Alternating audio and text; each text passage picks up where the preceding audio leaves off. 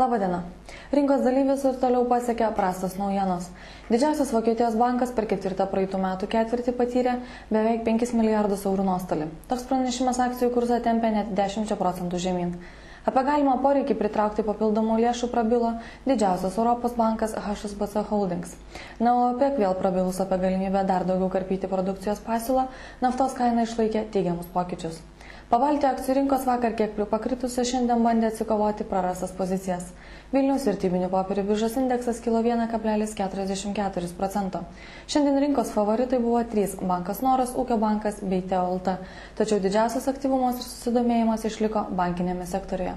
Panašu, kad investuotojai sugrįžta į šias pozicijas, kurios tikėkimės istorinės kainos žemumas paliko praeityje. Galima tikėtis, kad toks aktyvumas užsitęs ilgiau, kadangi kol kas pagrindo dvejoti nėra.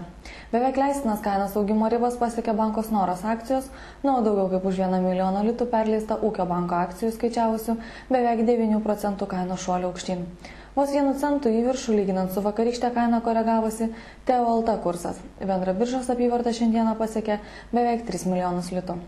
Rygos vertybinių popierių biržos indeksas augo 1,14%.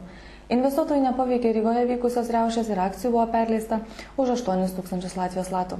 Kompanija Grindex paskelbus iki 2013 metų norinti pasiekti 185 milijonų Latvijos latų apyvartą, ypatingo dėmesio nesusilaukė. Akcijų kaina kilo vos 1,5%. Talino vertybinių popierių biržos indeksas tik neženkliai vos 0,19% šoktelėjo aukštyn. Nežiūrint į milijoninę ST Telekom apyvartą, birža buvo pakankamai apsnūdus ir praktiškai nebuvo pozicijų, kurios pasiektų vos 50 000 eurų apyvartą.